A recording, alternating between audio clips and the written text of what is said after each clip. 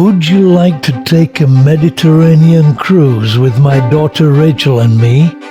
It's called Continental Coasts. And we'll travel to beautiful Malaga in Spain, be charmed by the wonders of Mahon on the Spanish island of Menorca,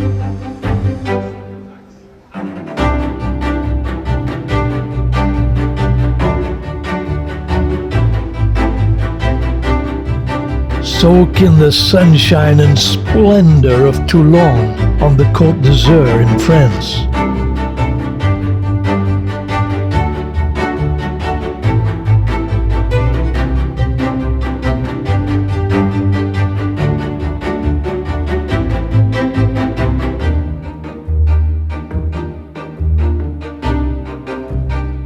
Explore the renowned city of Barcelona.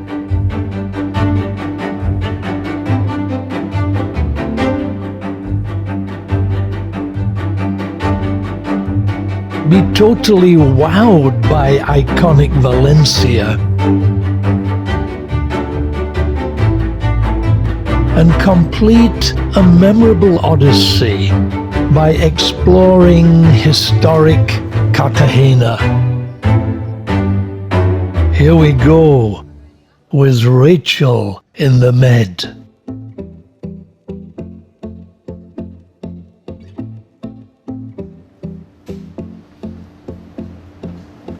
I've been in the Mediterranean a week with my son Nate, who left at 9:10 this morning, and my daughter Rachel is arriving at 12:40 to join me on board the Marella Spirit.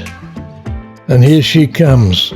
And in case you're wondering, she likes my hair color so much that she had it done the same. Had a quick lunch on board, and now it's time to show her Malaga. Well, we're in Malaga. I arrived just a couple of hours ago, and we're about to take a walk through the town. We're at the cruise terminal about a mile from the town.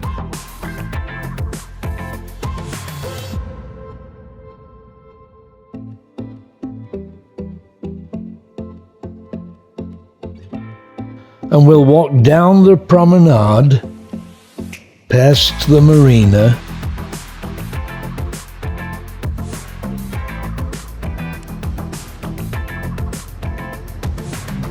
past the delightful beach, though no time for her to swim, though I must admit the sea looked inviting, and the ancient lighthouse. I was here with Nate just a week ago, so we're just having fun enjoying the place.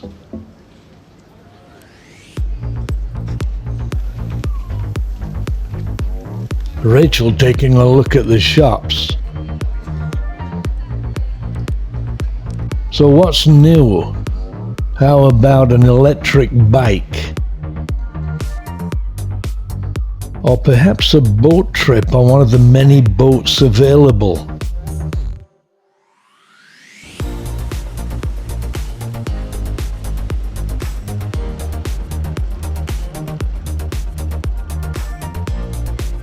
We only had an hour, so we decided to ride the train back to the ship.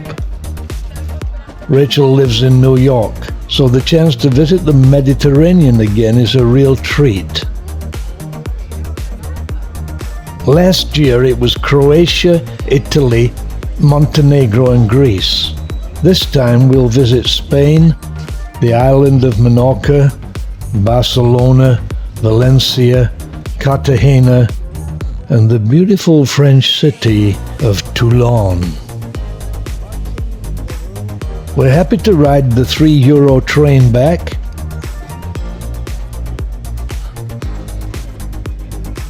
If you can spot my deliberate mistake, let me know. You've heard of poetic license? That's called editorial license.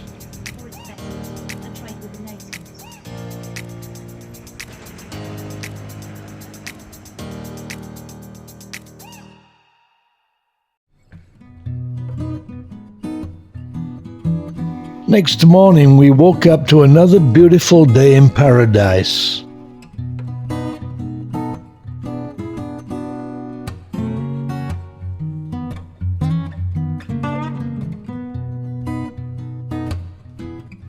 A day at sea to recover from the trip here.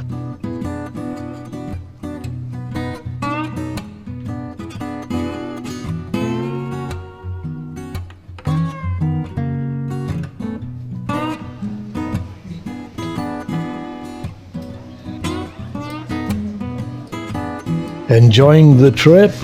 Introducing Rachel to the staff?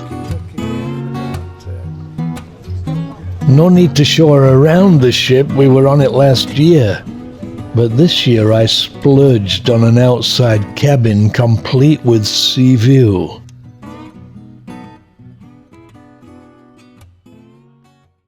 Now tonight was the captain's ball, so we got to put on our glad rags. And Rachel is transformed into Princess Rachel. She has been in the movies, though her impersonation of the Titanic scene was definitely low-key, at the back of the ship, not the front.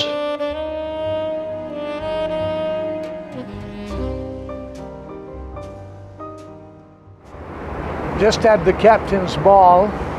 We're sailing from Malaga in Spain to Menorca. We're right in the middle of the Mediterranean right now, watching the sunset, and the good news is the weather is going to be like this all week. After the fun of the day, the leisurely evenings are always special.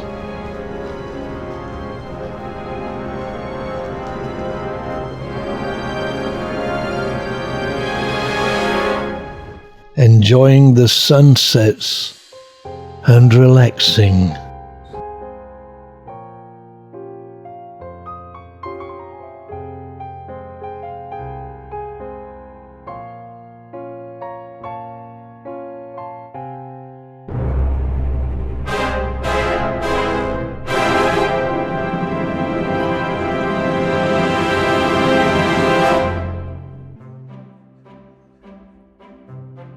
When we wake up in the morning, we'll be in Menorca, a beautiful Spanish island.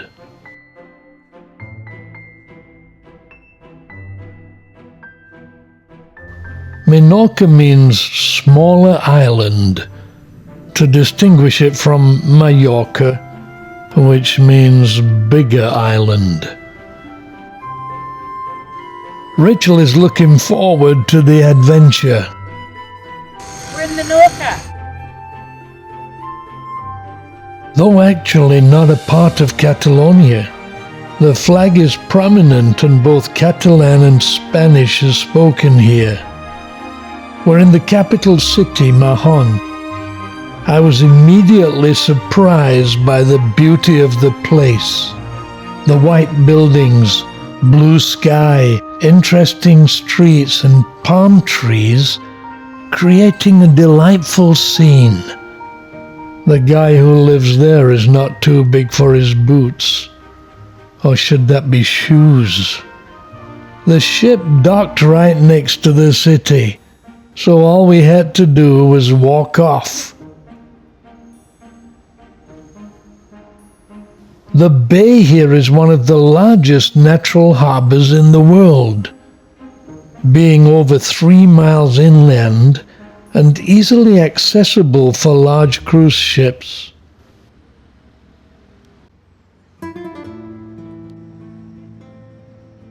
It's time to explore. So off we go to see the sights.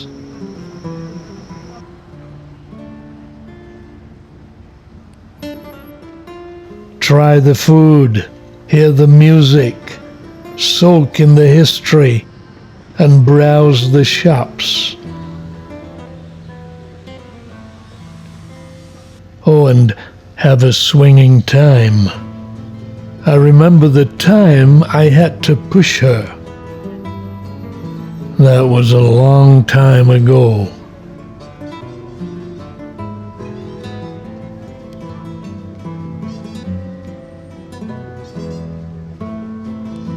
First stop, the fish market. Then up we go into the city.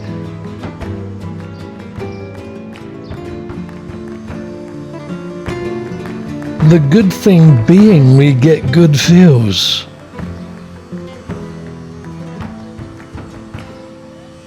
The temperature is a pleasant 27 degrees with low humidity, only 59%. The city definitely living up to my first impressions of this being a delightful place. My comment to Rachel at this point was, we should come back here for a week. Meanwhile, Rachel gets a shot of Alfonso III, El Magno, a medieval king of Spain. Being on the hill, the city commands great views in every direction. And every now and then, one comes across views of the bay, and in our case, our ship.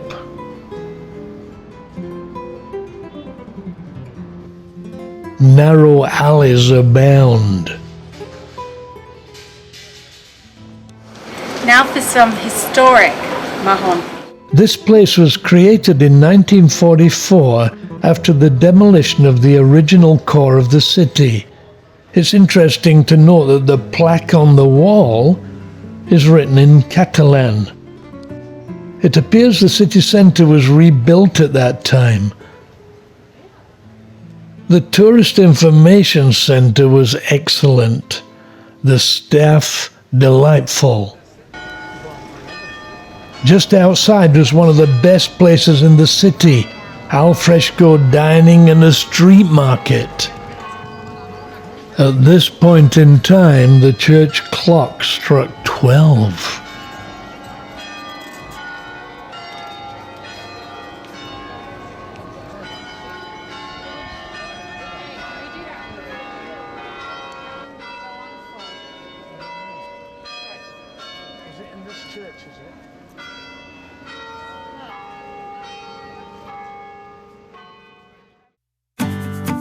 Then we Now for some suddenly come historic across a Mahon. small cafe. Time for a coffee.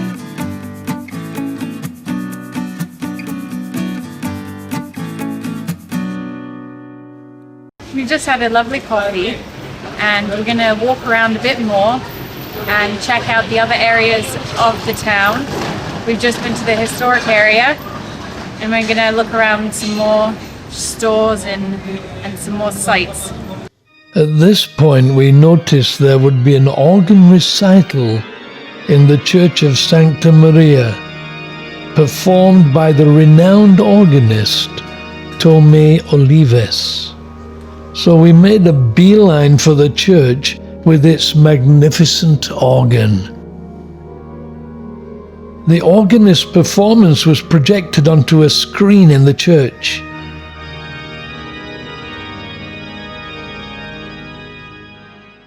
We've just been to an organ recital at the Santa Maria Church. It's a daily concert on a pipe organ that has 3,200 pipes. So the sound is incredible. And we've just been talking to the organist, who's been explaining all the intricacies of the organ and how to play it. It was fantastic. Thank you, Tommy. Be sure to visit at lunchtime if you're there. It was indeed a great opportunity to hear such an instrument in the setting of a magnificent church, played by a maestro for only €5. After the brief interlude, we continued to explore the city. Rachel loves shoes. She wanted to buy this one. It's now siesta time for all but mad dogs and Englishmen.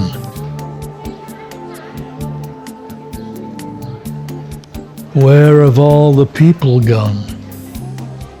They're in the square having lunch,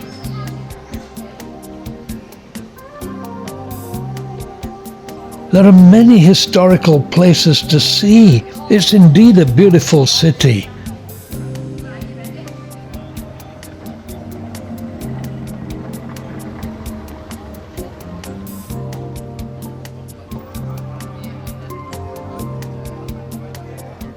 A mixture of ancient and modern, mainly ancient.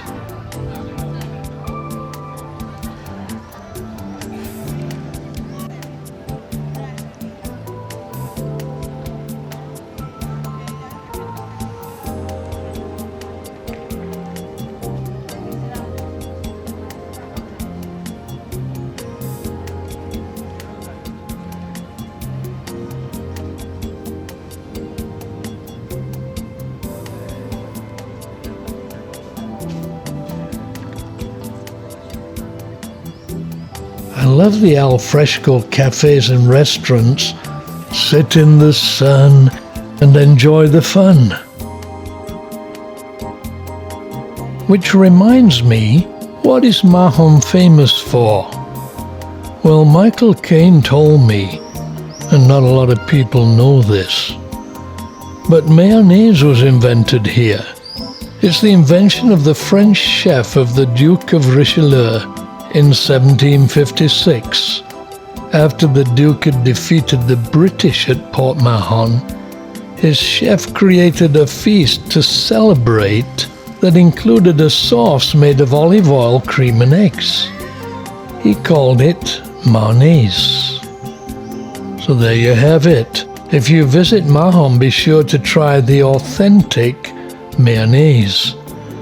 Having said that, historians tell us that the Mediterranean people have been making it for centuries, the raw ingredients being part of their staple diet. Then we stroll back to the ship, finding our way through medieval alleys to the harbour.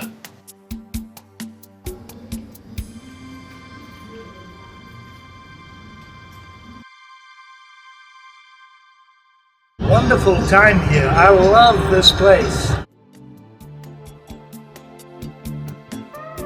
The verdict? Loved it. Everything about it. The place, the people, the food, the coffee. Oh, and the weather.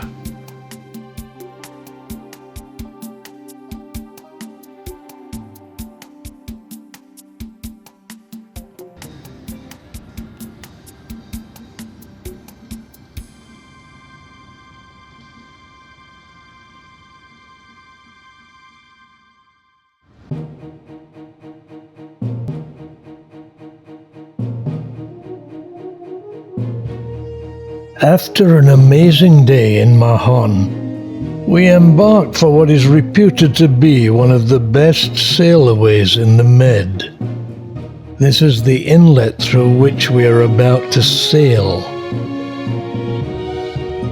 The reputation of the sailaway and the exhilaration of the day filling us with expectancy. Menorca proved to be an enchanting place. Great people, first-class restaurants and cafes, fascinating history, and culture sitting on the front row of it all. Add to those qualities the fact that it's spotlessly clean, orderly, and has what must be the best weather, and I rest my case for this being a must-see place.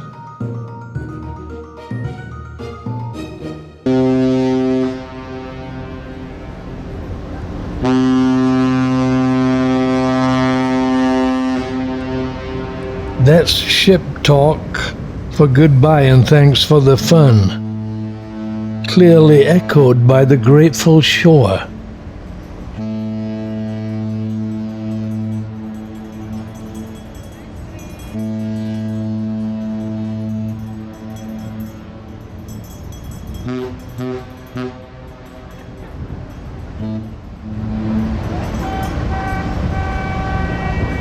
I loved the way some wag on the shore was blowing his car horn in reply.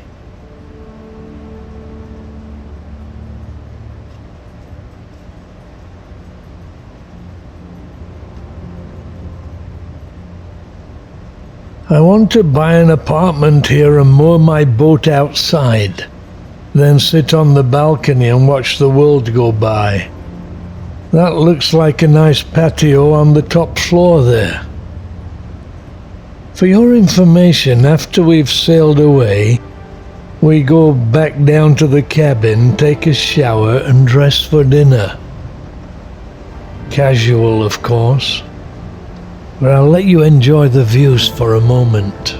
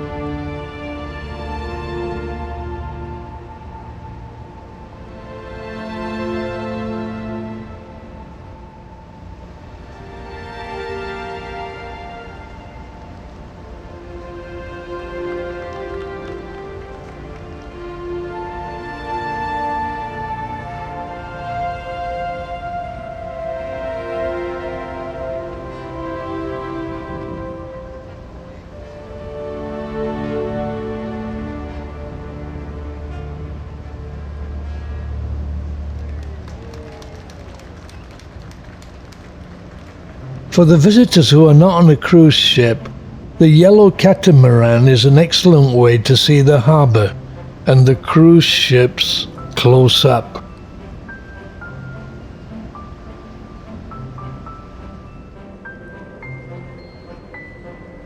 Even sailing out of the harbour, there are many places to see.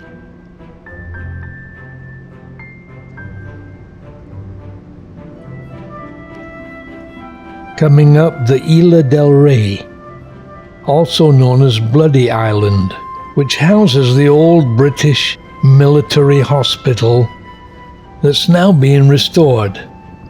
There are also the remains of an early Christian basilica here. The British used this hospital until 1960. This is the main hospital building. It housed 40 wards for patients, and one can see it for €10 by taking the yellow catamaran that we saw earlier. It had just been here.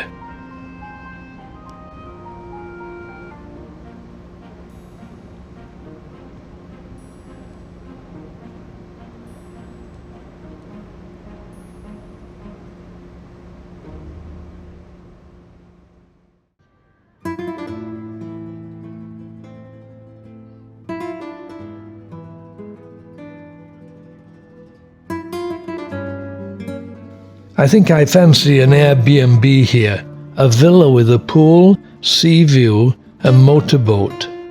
I heard they're reasonably priced. One can but dream.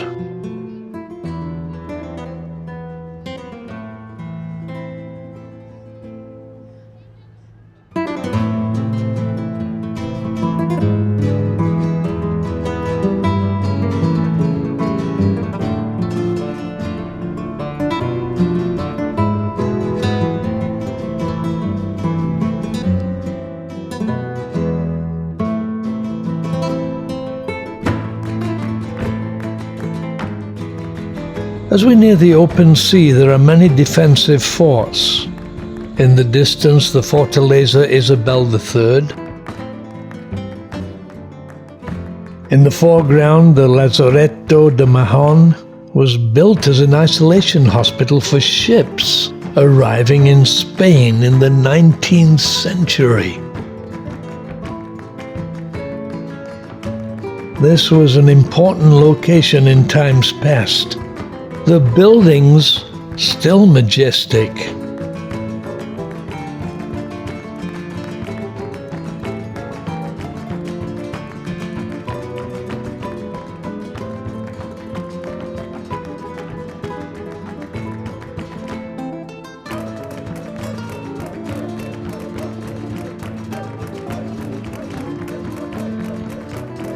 the structure protected by two parallel walls. Normally on a cruise ship we are far from the land, but occasionally, as in places like Venice and Kotor, we get to sail in close proximity to the land. Always a pleasure as we look down from about 10 stories and get a different perspective. The Tower of San Felipe, right at the mouth of the harbour, past which the ships would have to sail, a great defensive location. On the opposite bank, beautiful villas enjoy the view.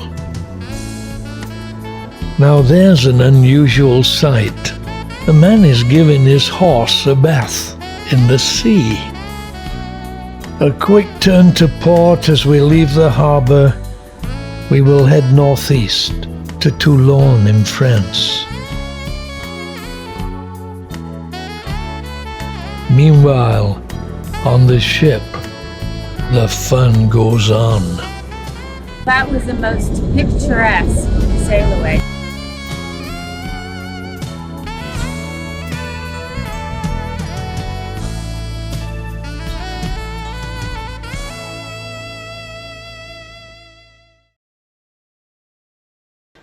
It's another beautiful sunny day as we disembark at the French port of Toulon on the Côte d'Azur, the Blue Coast, the French Riviera. Rachel can't wait to get moving.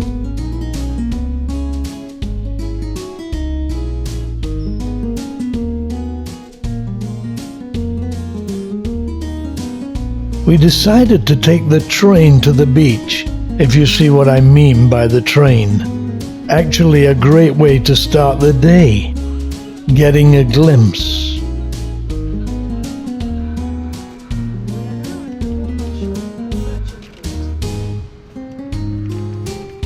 First impressions are very impressive.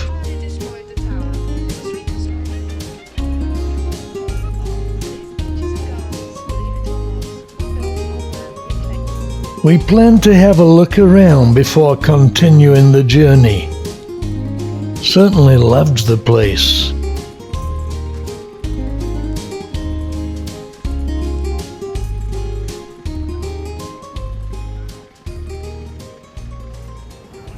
We've just arrived in the port of Toulon, Côte d'Azur, and we're currently at the Lido, where there's several different alcoves of beach. You'll find that there's a mixture of history, military, and pleasure. So we're off to explore. I'm immediately reminded of the thing I like most about cruising. The fact that we wake up in a totally different city each morning. On this occasion, it was an adorable place. Rachel clearly in agreement.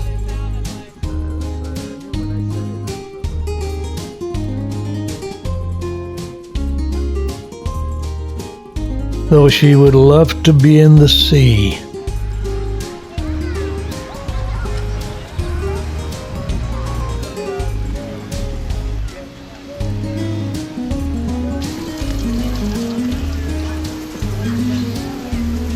Mind you, the sea here does look inviting.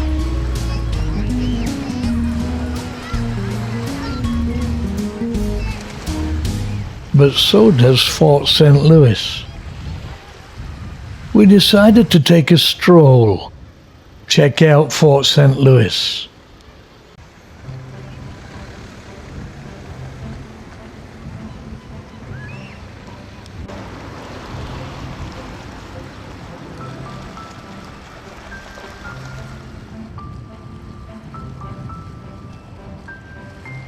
Gives us a chance to appreciate different aspects of the place. The marvelous promenade.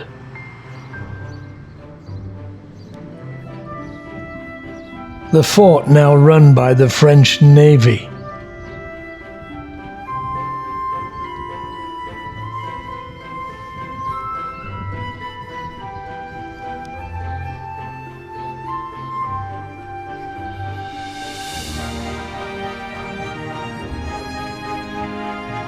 Not only does Toulon have beautiful beaches, it also has several marinas. It's a well-known venue for visiting yachts.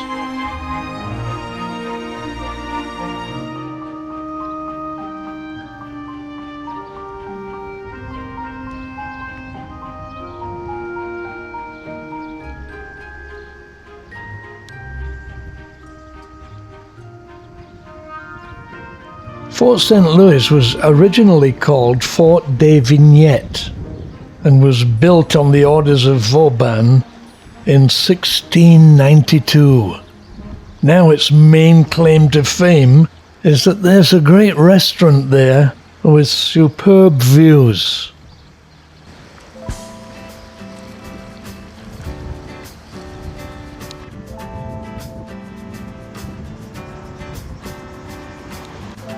Nearby, beautiful homes, bearing witness that in times past it was a favorite place for French naval officers. Nowadays, sea-view apartments dominate the seafront, though clearly some have stood for many years. I always imagine where I'd like to live when I'm traveling, and this top-floor flat would suit me fine. The bay here is delightful, the homes and atmosphere splendid.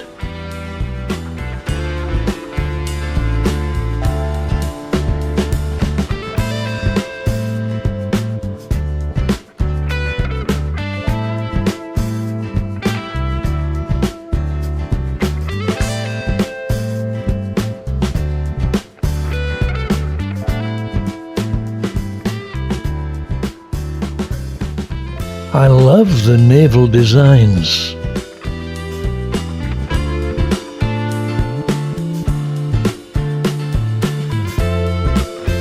I can tell you Rachel was loving this, and me too.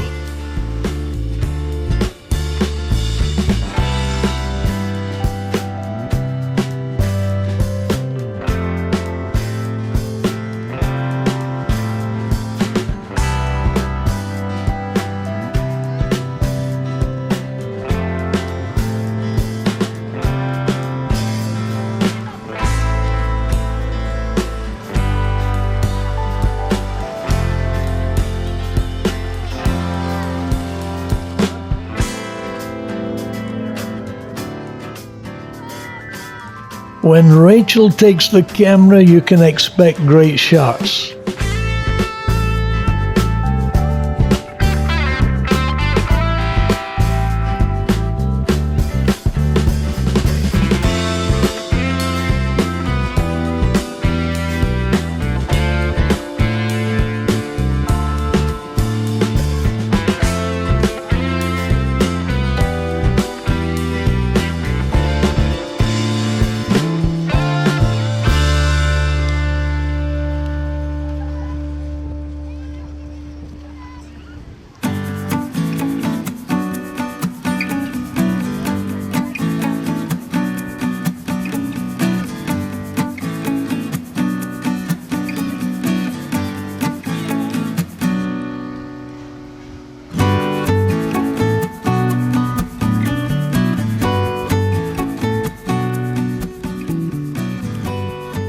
Our trip to this part of Toulon at an end, we plan to continue on our train ride and enjoy some totally different aspects of the city.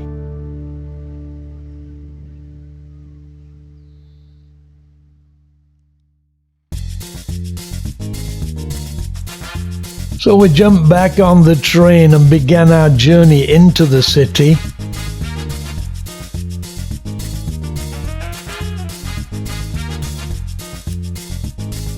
Another chance to sit and watch the world go by. Travel involves pacing, a gentle stroll followed by an easy ride.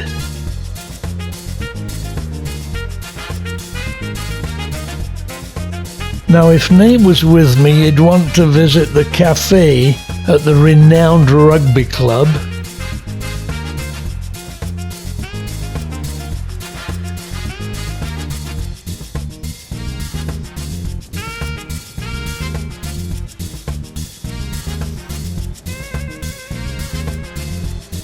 But Rachel has other things on her mind. So we continue the journey to the city centre, at which point she moves like the wind to her favourite location, the shops.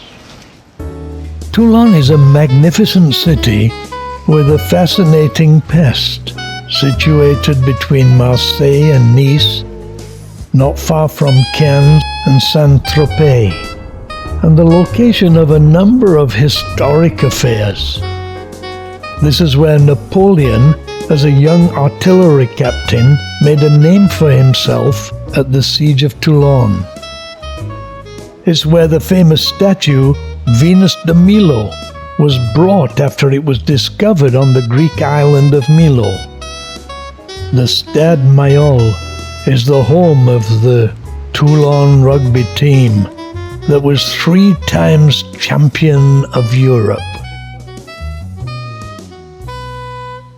Then we jumped on a number 40 bus that will take us to the cable car that ascends Mount Faron, the hill that overlooks the city.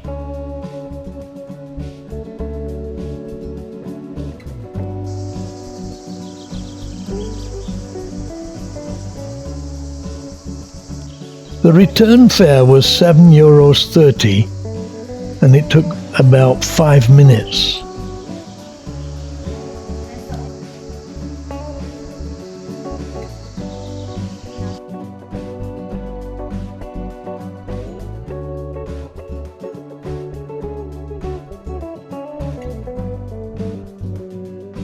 The views?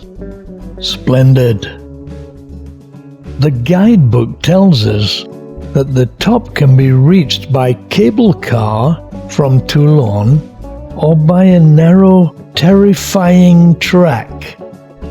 So you can understand why we had no problem paying the €7 return fare. And the relative peace of the bright red cable car. Enjoying the wonderful views over the bay and the city.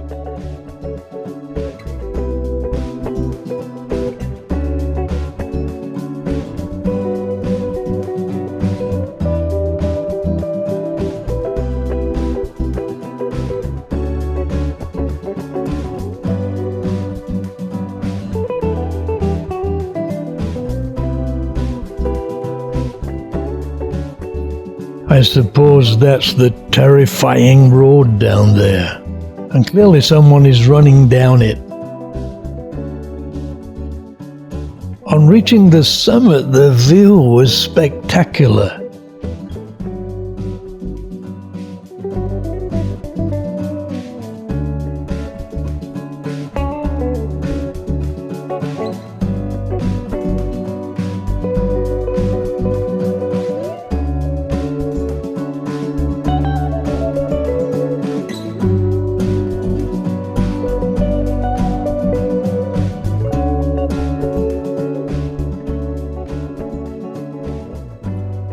Up top there's a coffee shop, so we had no choice but to have a coffee. There was a gentle breeze up there, and the coffee was excellent. So we sat a while and enjoyed the scenery and the peaceful atmosphere. It really was a superb vantage point from which to view the city, so Rachel and I sat and enjoyed the moment. One of those moments in time that she'd written about.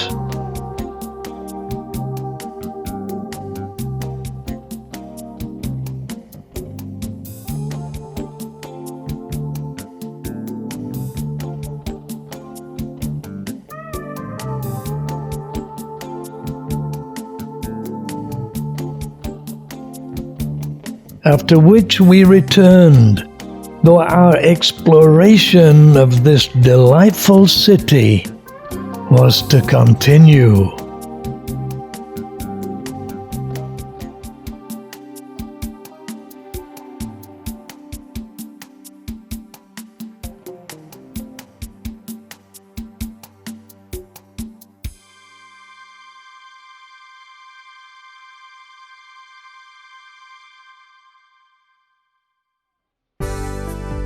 After our trip up the mountain, we rode the bus back to the city and continued our exploration as we took a leisurely stroll back to the port.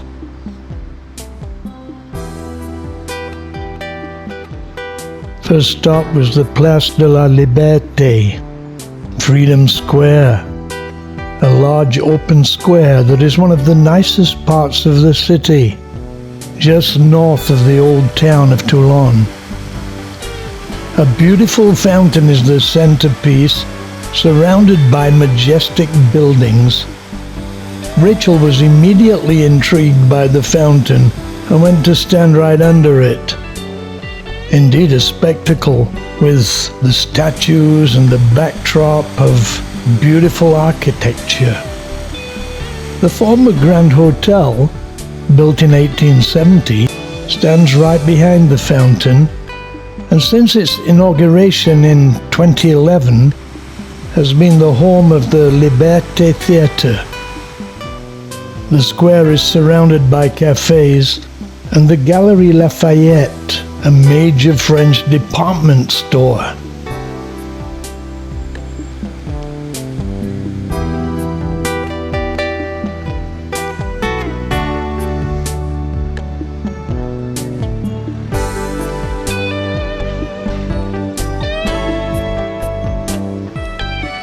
Then we made our way back to the ship, enjoying the sights on the way. Toulon has a charm of its own, and certainly is a great place simply to walk around and take in the sights. The Mediterranean weather playing its part in the fun.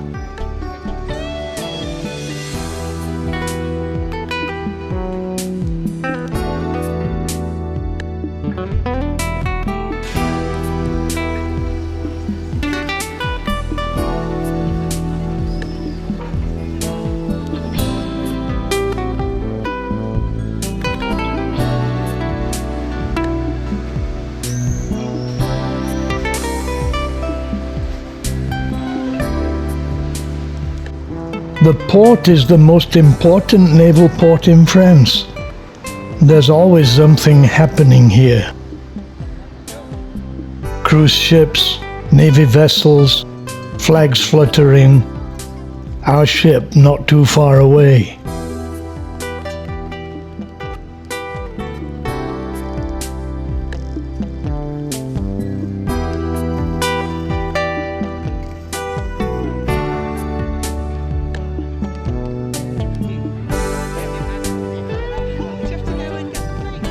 We walked down the ocean front.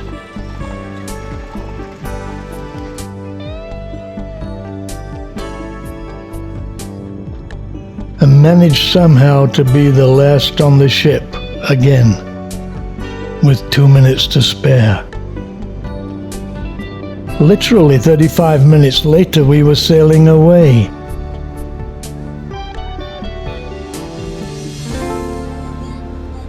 Leaning on the ship's rail, seeing from a distance the places we'd visited, and in a way reliving the day. The memories we make last a lifetime. For Rachel and I, we shall relive them time and time again. Ernest Hemingway said, "Never go on trips with anyone you don't love." For us, that rings true. Travel is the only thing we buy that makes us richer.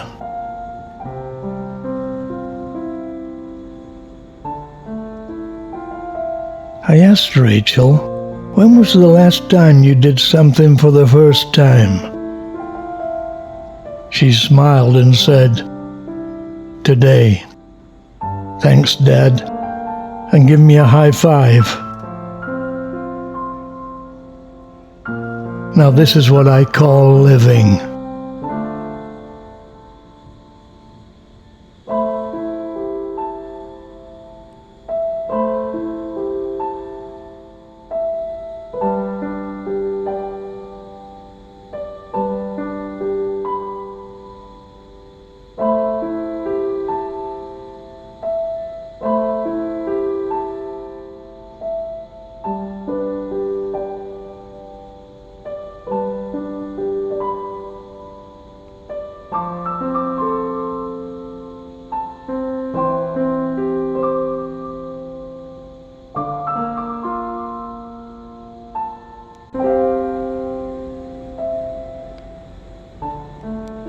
the pilot leading us out of the bay.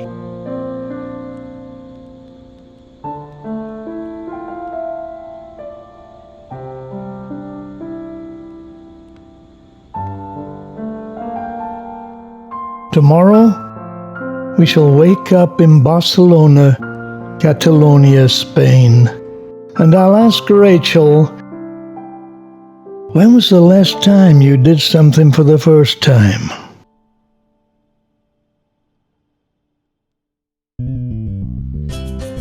Today we're arriving in the iconic Catalonian city of Barcelona, famous for its football team and infamous for its dislike of Spanish colonialists.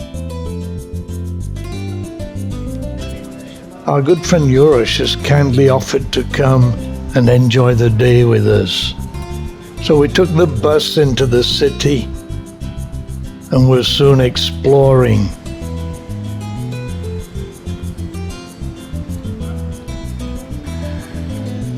It's actually my second visit. The first was in 2014 when I visited with Nate and produced a film of Barcelona.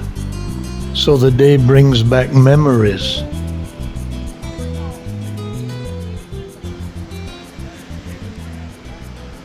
We're in Barcelona and walking down La Rambla, having a great time, and we're on our way to Sagrada. La Rambla, one of the most beautiful avenues in the world, was where we started off the day, reminiscent of Paris. That's the Wax Museum, the Fairy Forest. Don't ask me why Galileo was here. He must be visiting from Italy. This actor probably does Christopher Columbus as well. He was surely doing a good job. La Rambla means the place where one rambles, I suppose. The Esplanade. There was a whole lot of rambling going on. I love the tiles. I always enjoy historical architecture, and though we're only exploring a small part of the city, it's nevertheless fascinating.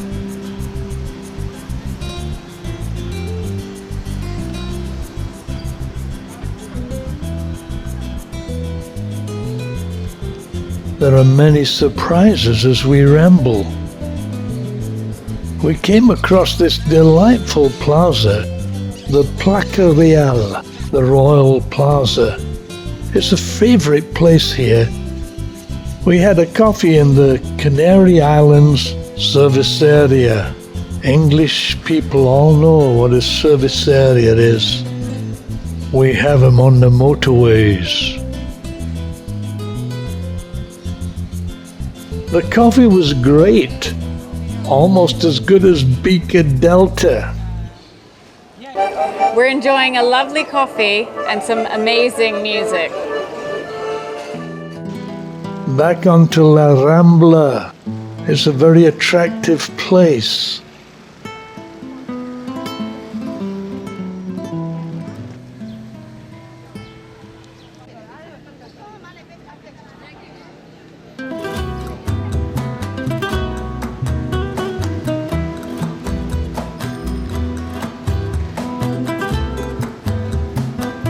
When I was here last, we hired a car and drove here. Fun driving around the city. This time, we take the underground train, the metro. Rachel is always fun. Urosh knows the place and is guiding us.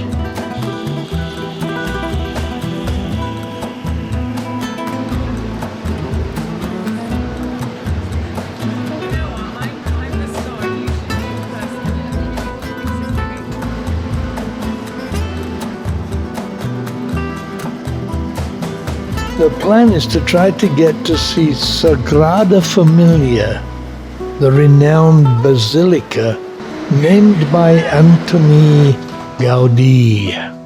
We're soon arriving at the station, and as we emerge, the basilica was right there, I was going to say in all its glory, but apparently it won't be finished until 2026. In the meantime, we need to get a camera angle with no cranes in the shot. Virtually impossible, though I tried.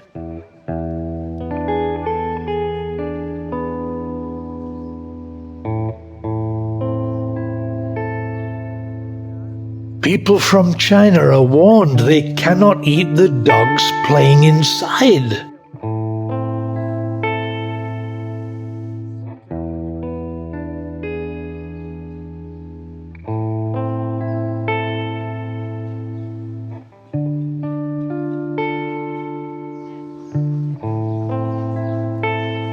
This is where Nate and I had a coffee on my last trip. We're sitting having a cup of coffee just a few feet from Sagrada Familia.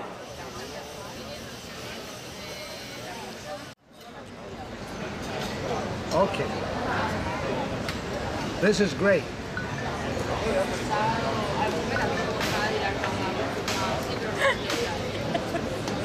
It is great. So back on the metro and joined the other sides of Barcelona.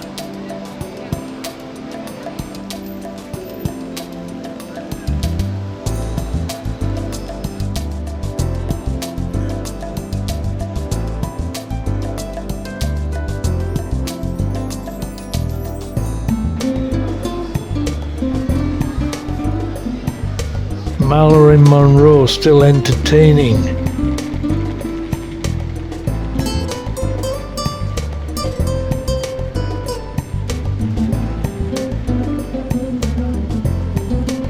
Time to have a look at the market. Orosh said it was worth a visit, and so it was. A vast assortment of food for sale.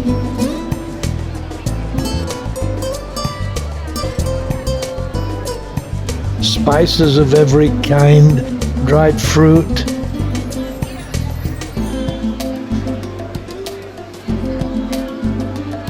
Regular fruit, fruit juice, cheese, snack bars, meats, fish, a great variety of seafood.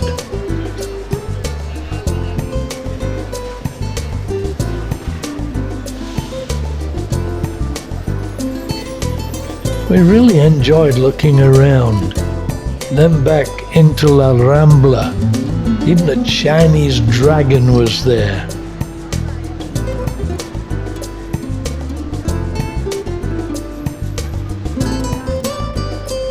Rachel checking out the shops.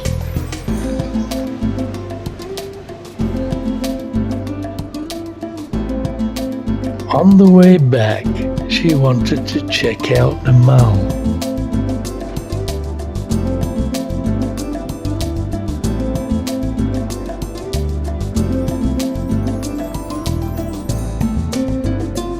So we visited the mother of all shopping malls in Spain, Maremagnum, right next to the marina.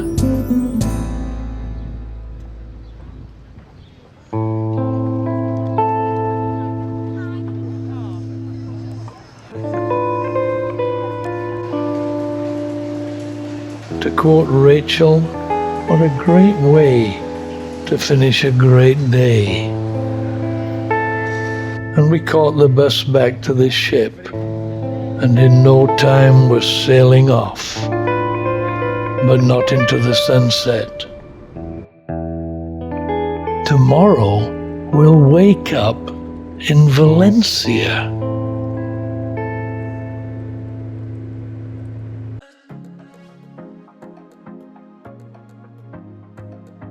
Just arrived in Valencia, an integral part of Spain, the third largest city, historic iconic.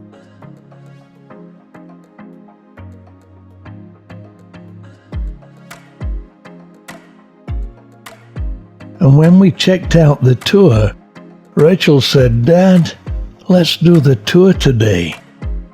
So we're getting a guided tour of the city, the history, the countryside, and the sights. First impressions, a great place. The buildings, the atmosphere, the history, so much to see and do. This is going to be a great day. Getting a glimpse of the landmarks.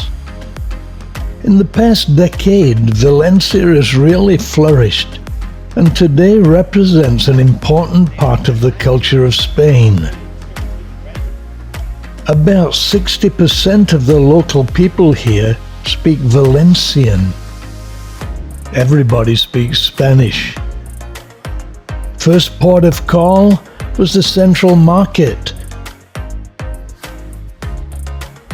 I resisted the temptation of chocolate churros. The last time I ate a churro was in Mérida, Mexico, in 1973.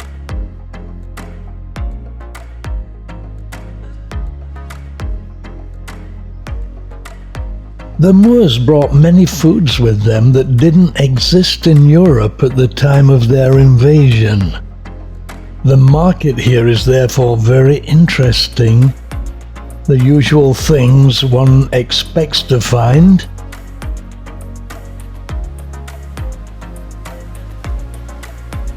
The European cheeses, an odd shark or two, but things like aubergines, artichokes, oranges, rice, nutmeg, cumin were brought by the Moors.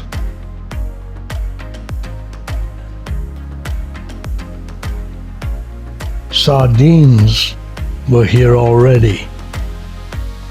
The nuts came from America, with the odd exception. Most of the cheeses are local.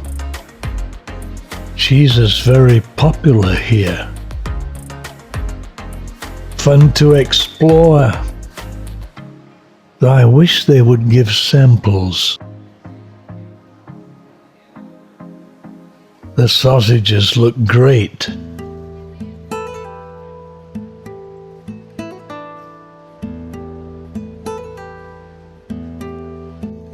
Next we got a tour of the sights. Nearby the exquisite Church of St. John.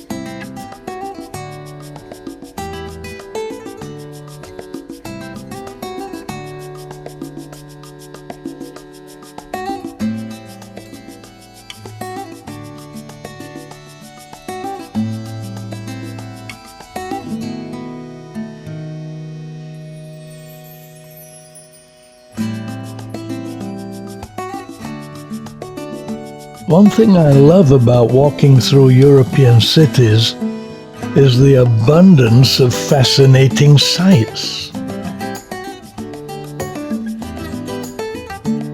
Doors, windows, and balconies in particular.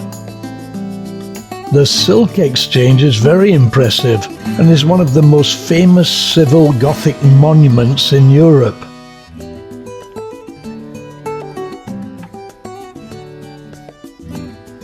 Older cities in Europe tend to have many small alleys, not suitable for traffic, but great for strolling around and exploring.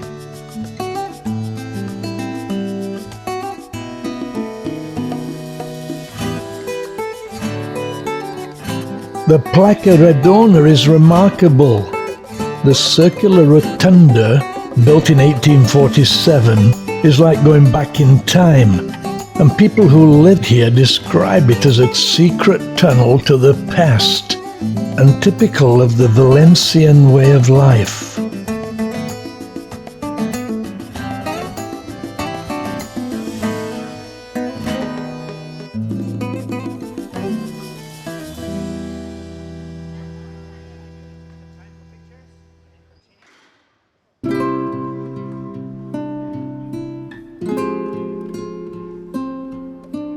Horchata is a local drink made of tiger nuts and rice and is sweet, a bit like Horlicks, but not Horlicks.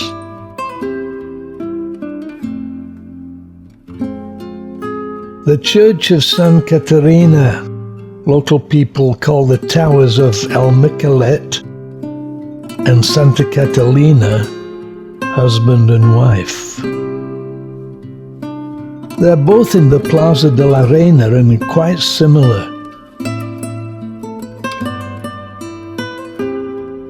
So we walked up the plaza to the cathedral.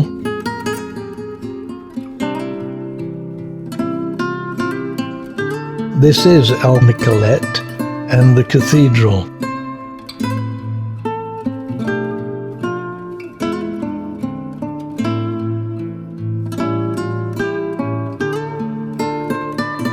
The views and architecture stunning. What a great city this is.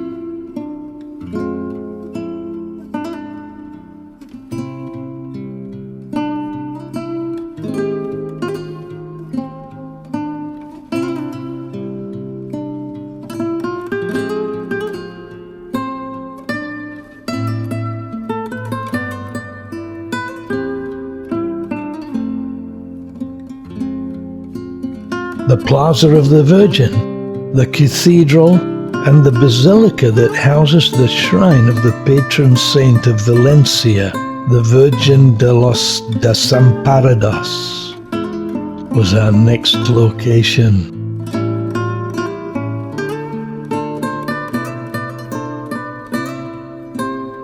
They're right next to one another, and every building in sight is centuries old. This was a superb place to soak in history. Some parts of Valencia are super modern, but this breathes history. The architecture varying from Roman to Gothic and a few in-betweens. I love history, and places like this fascinate me. I always try to get an insight into the history of a place before I go, so that I can let my imagination run wild on sight.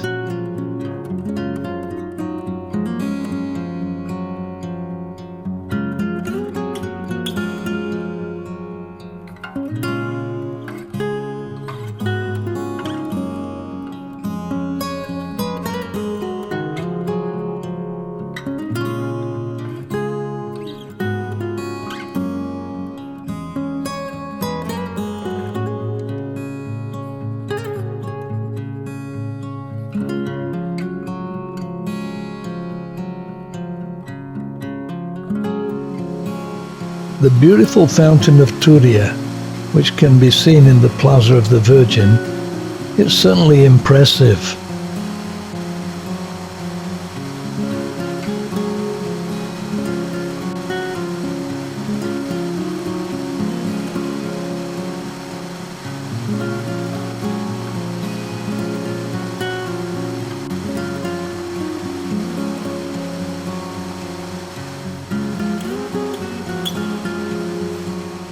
Rachel and I sat and enjoyed a coffee in Le Cathedral Cafe in these exquisite surroundings, overlooking just about everything. I have to say it was one of those making a memory moments.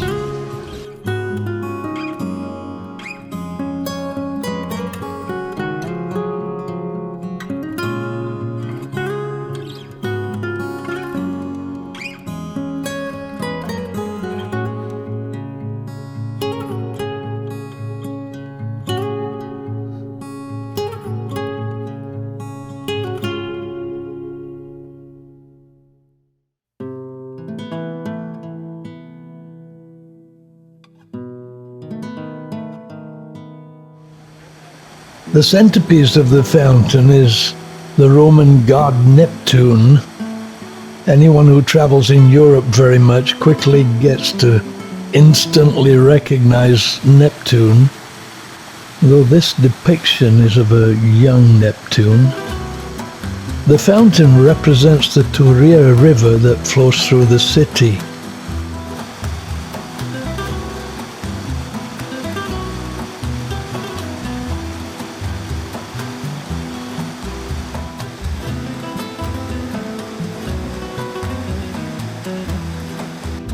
Actually managed to get a peek inside the cathedral. These places are always impressive.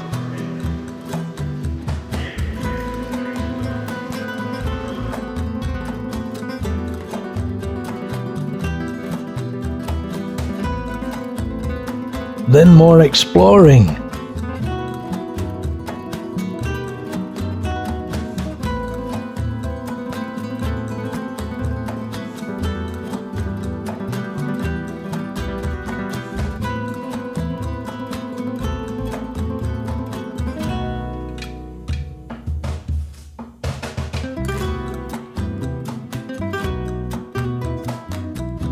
Finally back to Serrano Towers. Our tour will continue.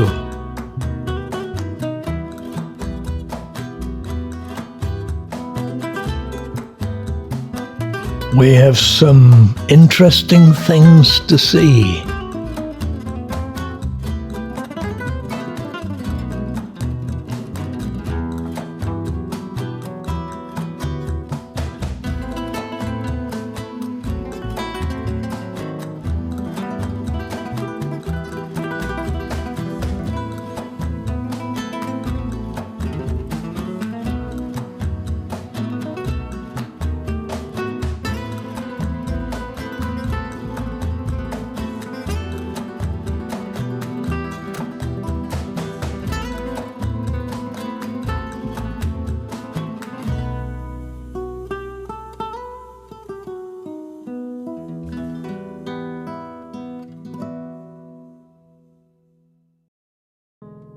So we board the bus and head out to our next destination, the City of Arts and Sciences, passing the most lifelike statues I ever saw.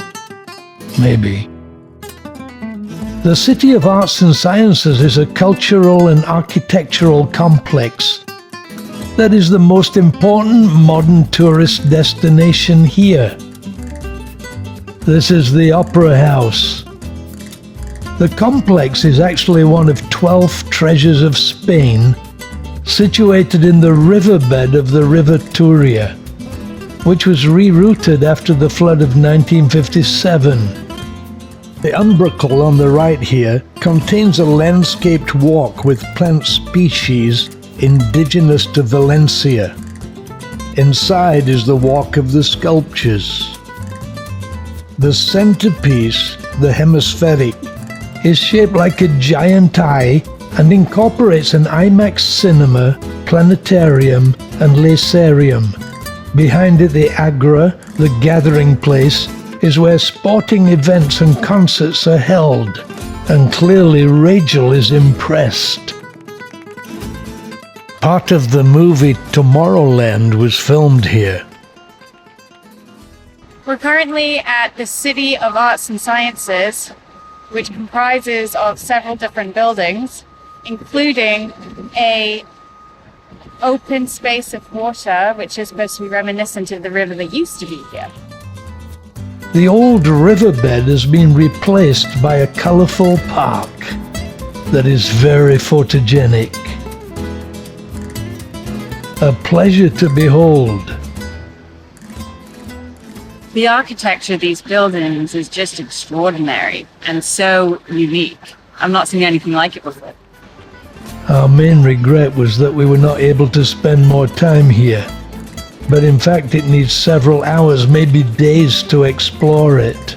For instance, it includes an oceanographic park that is the largest aquarium in Europe that represents different aquatic environments, including the Mediterranean, wetlands, tropical seas, the Red Sea, the Arctic and Antarctic, and an aquarium with over 500 different species. So off we go to the next destination, the Albufera, situated about 10 kilometers south of Valencia, that is a popular place to enjoy raw nature.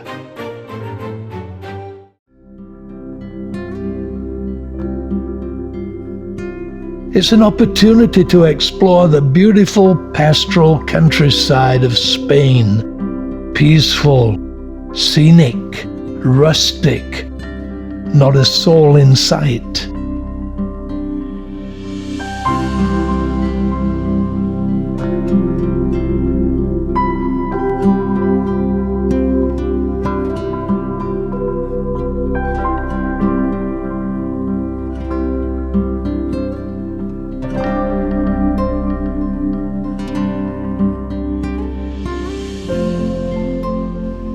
A gentle breeze massaging the senses.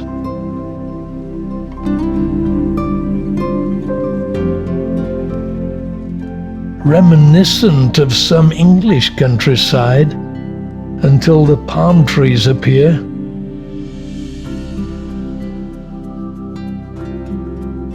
This is not the open sea. Albufera means lagoon. That's a stretch of seawater separated from the open sea by a narrow stretch of land. The lagoon itself is 5 miles wide. We're in the lagoon. The open sea is just the other side of this restaurant.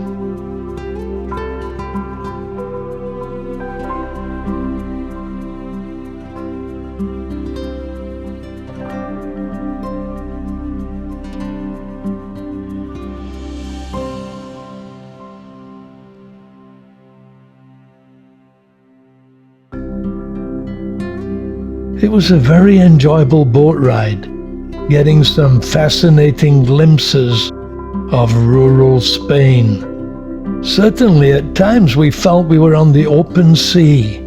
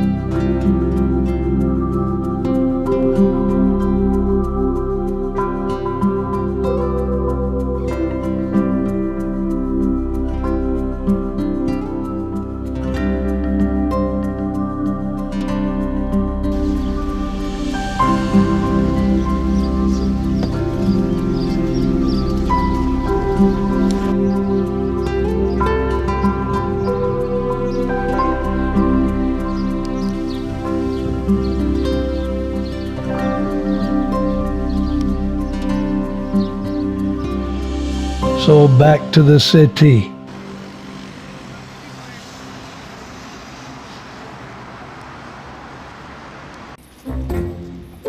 We actually went back to the ship and then took a bus back into the city as we wanted to sample paella from Valencia, the home of paella.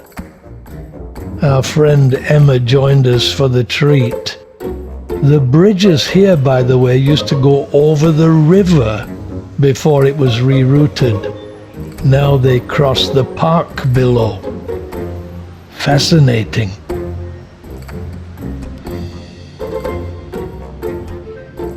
We were told the best place to get the authentic paella. So after a wonderful tour of the city and of the outskirts as well, we're just finally getting a chance to sit down and try the paella. And if there's anywhere you need to try it, it is indeed in Valencia, the birthplace of paella. The location was good, the ambience great, and the paella authentic.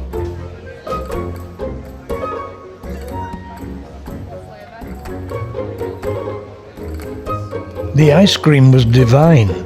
as it appears, the señorita who served it. What a city. Loved it.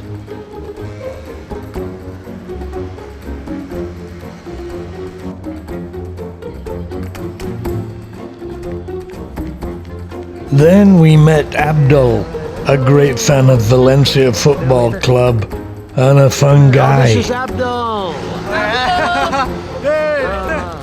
That's got to be on the video. Salam alaikum. Salam alaikum. I'm in Valencia. This bridge is the Alameda metro station underneath. The palm trees on this bridge go through to the ground below. They're not on the bridge, they're growing through it. It's been another fantastic day. We got the feel of Spain, but the ship leaves at 6 o'clock and we don't want to miss the boat. Where next, you might ask? Well, Cartagena, another renowned port of Spain, where the history is written in stone. La casa del merengue, la la la la la la la, y la casa de la bachata.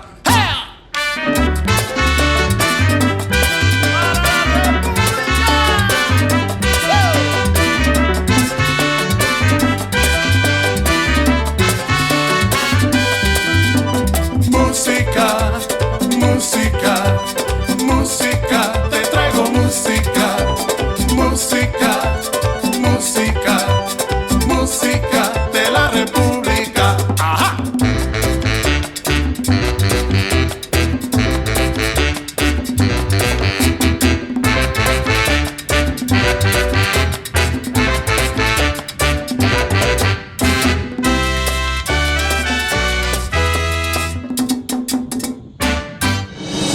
Música, música, música de la República. ¡Ajá!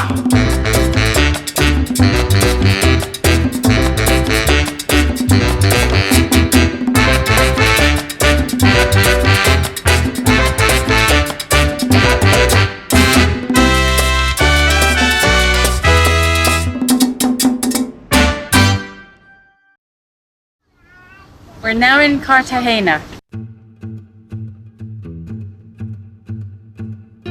Cloudy when we arrived. First thing was to send up the drone, praying for sunshine.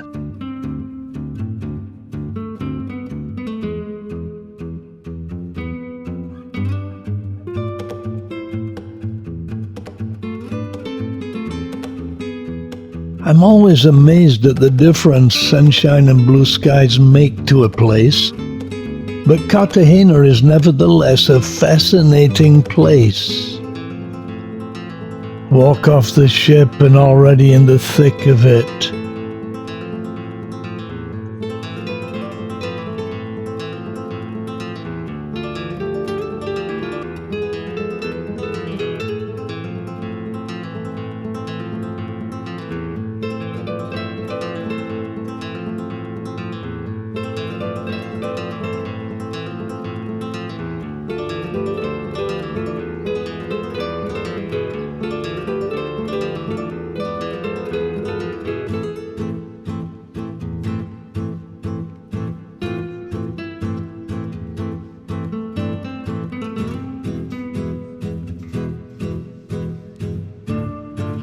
Clearly has a Mediterranean feel to it, both the architecture and the ambience, and the flora, but also home to a plethora of history, with buildings and artifacts dating back 2,000 years.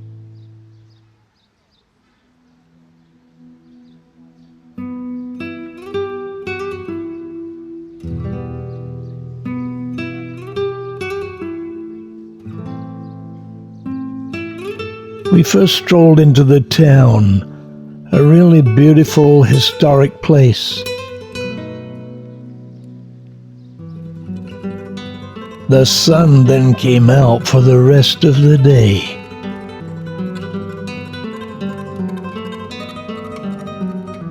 Believe it or not, this is the tourist office. Not medieval, but beautiful, built in 1907. European cities often have impressive buildings, and Cartagena is no exception.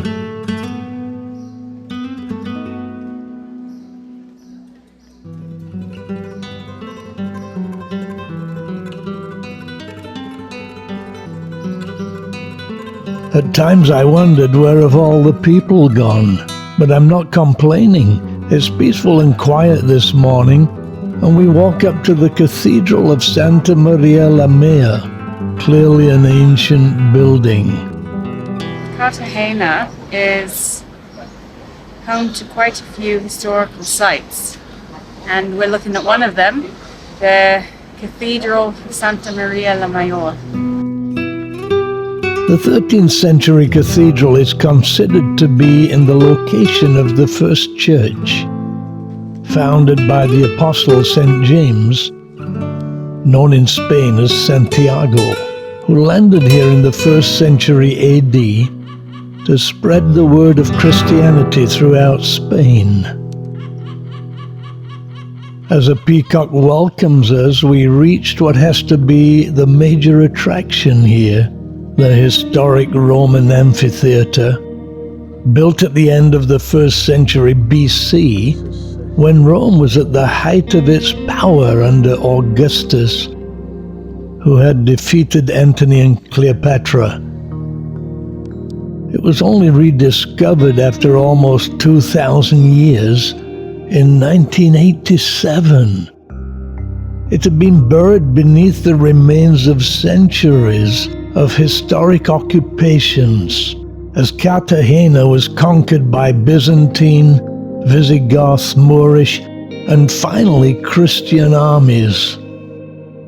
The Romans conquered in 209 BC and called it Carthago Nova, the New Carthage.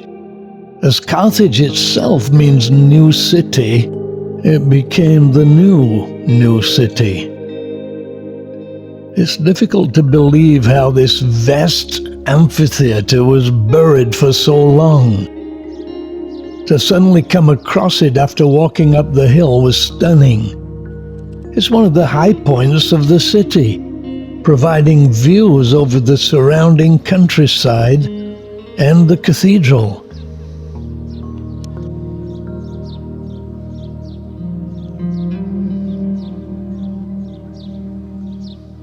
As we surveyed the astounding spectacle, it was awe-inspiring.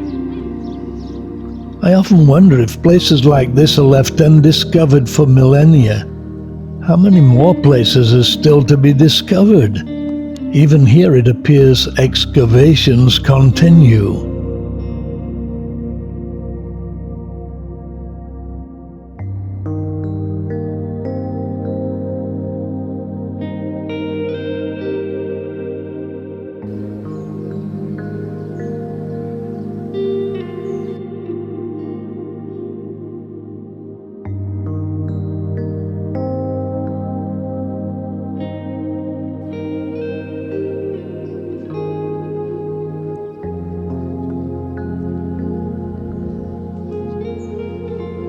The hill and the bay here undoubtedly one of the reasons it became an important city in antiquity.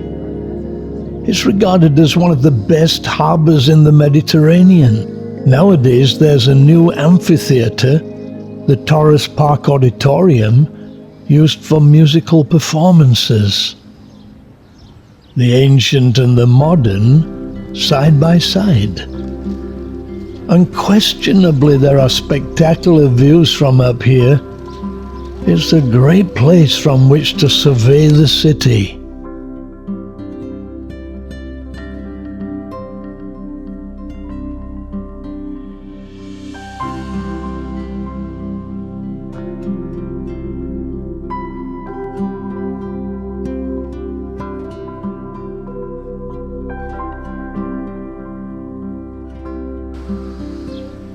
The way this historic site is presented is exceptional. A superb place for visitors to enjoy, learn, and soak in history.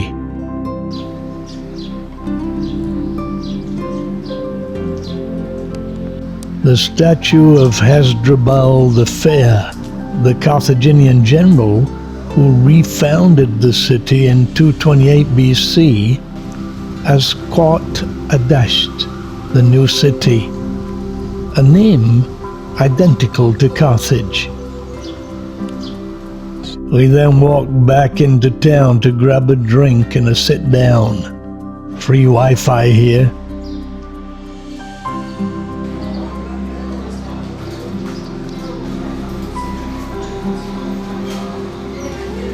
So check the messages, then back to explore.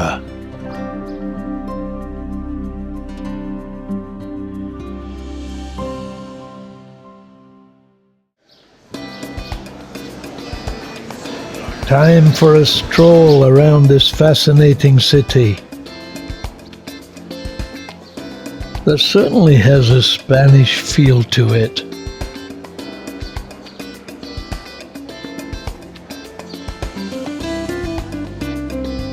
A pleasure just to walk and talk with interesting architecture and sights.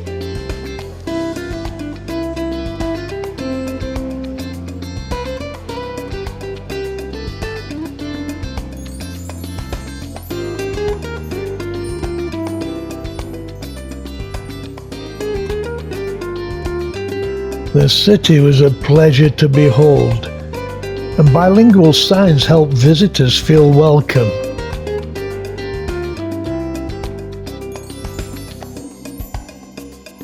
It was nice simply to walk around, take pictures, enjoy the history and culture.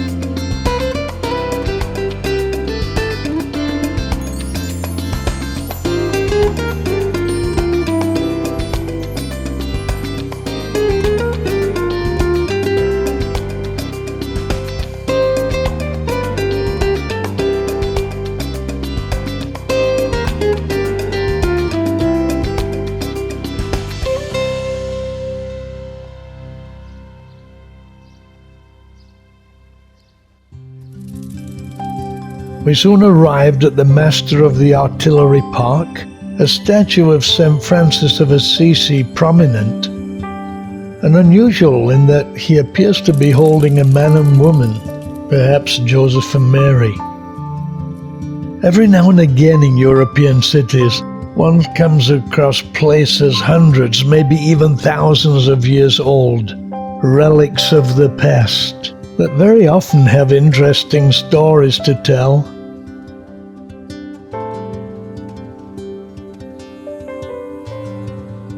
It's a great city to walk around, interesting sights wherever we went.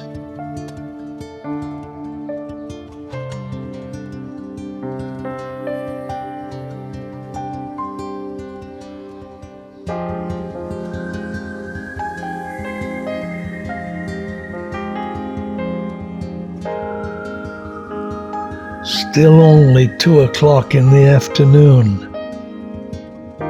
Time for a coffee and a snack in a scenic location.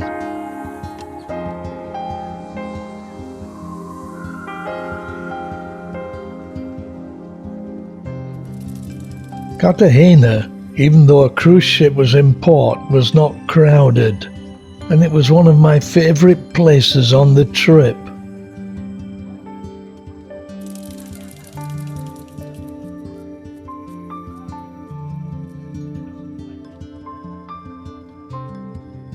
Always fascinating things to see, unusual.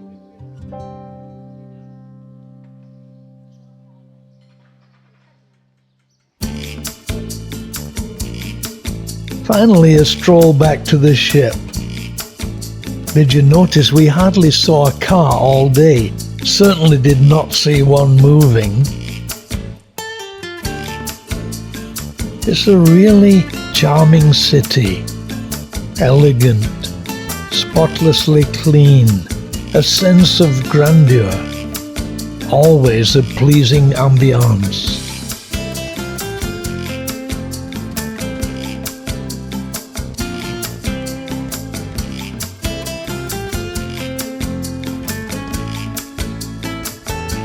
And my favorite weather, sunny, not too hot, not humid at all, and great skies.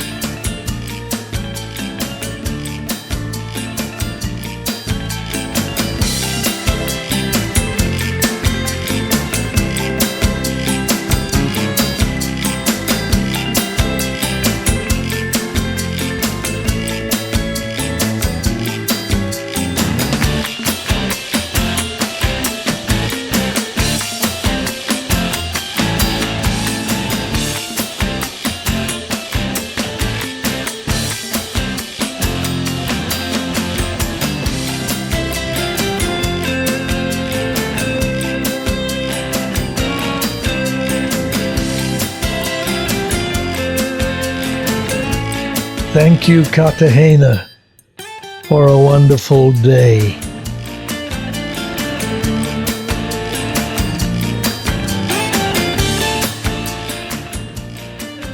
So we sail away with a great feeling.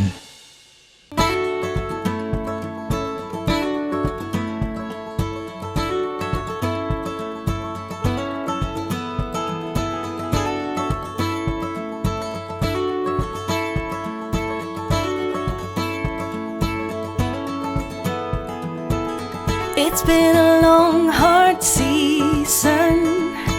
I'm feeling weary to my bones. I guess that's my reason. I've packed my bags and now I'm gone. Somewhere between the sun and the deep blue sea. That's where you find me.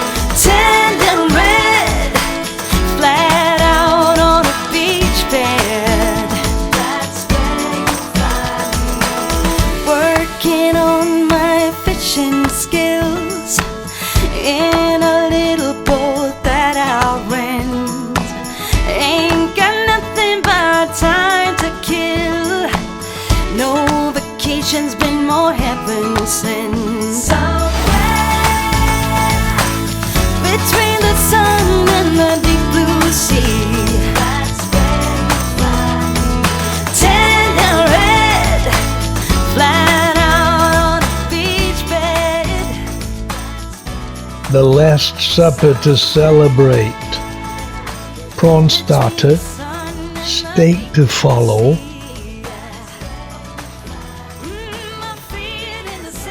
then lobster, and the last word from friends we met on the trip, Fred and Gabby. Now, how was the cruise? We had a fantastic time. The crew are superb and they've kept us fed, watered and photographed non-stop. We have had a fantastic time and recommend it to anybody to go and do it. Between the sun and the deep blue sea. Then we jump on a plane and fly back to the greatest place on earth, England. It's been a fantastic trip. The sun and the deep blue sea. My feet in the sand, green umbrella drink in my hand. If you must, oh, if you need me, between the sun and the deep blue sea.